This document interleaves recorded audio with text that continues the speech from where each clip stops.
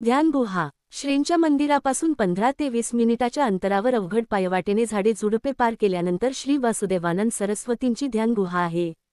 या ठिकाणीच ध्यान धारणा करून श्री स्वामी महाराजांनी दत्त महाराजांना प्रसन्न करून घेतले। मुंबईचे एक सिद्ध पुरुष श्री सदानंद ताटके उर्फ आनंदस्वामी यांनी गुहेपर्यंत पायऱ्या करून घेतल्या आहेत।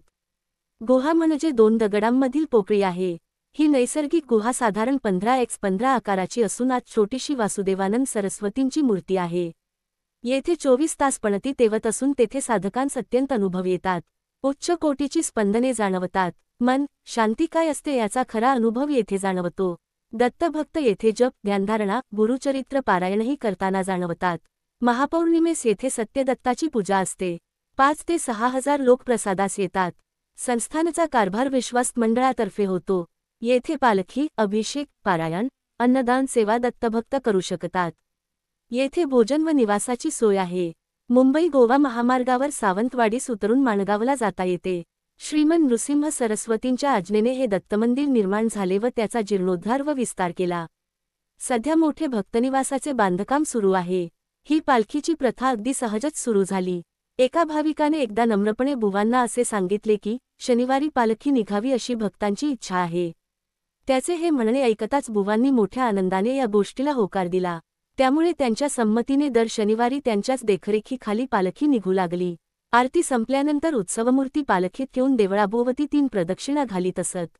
ही पालखी निघण्यापूर्वी ग्रामदेवता श्रीयक्षिणीची पालखी प्रथम देवळाजवळ येत असे आणि त्यानंतर श्रीदत्त महाराजांची पालखी निघत असे।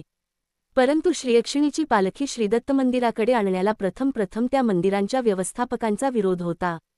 हा विरोध दूर व्हावा म्हणून बुवांनी जाऊन श्रीदेवींची प्रार्थना केली। त्यामुळे श्रीदत्त मंदिराकडे पालखी नेण्याबद्दल व्यवस्थापकांना दृष्टांत झाला। त्याप्रमाणे सर्व विरोध दूर होऊन नियमाने पालखी येऊ लागली। अशा रीतीने दोन्ही पालख्या मंदिराबाहेर काढून 3 प्रदक्षिणा घालण्यास सुरुवात होत असे। पालखी बरोबर काठी घेणारे चवरी व मोरचेल धरणारे आणि पदे म्हणणारे अशी नित्याची 10-15 मंडळी असत।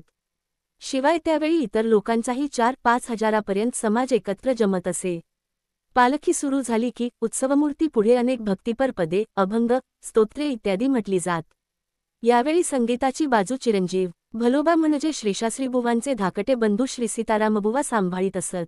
त्यावेळी चिरंजीव भलोबाचे वय 6 वर्षाचे होते।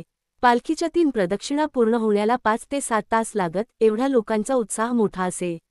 एकंदरीत हा पालखीचा सोहळा अत्यंत चित्ताकर्षक प्रेक्षणीय व मनमोहक असा वाटत असे। पुढील भागात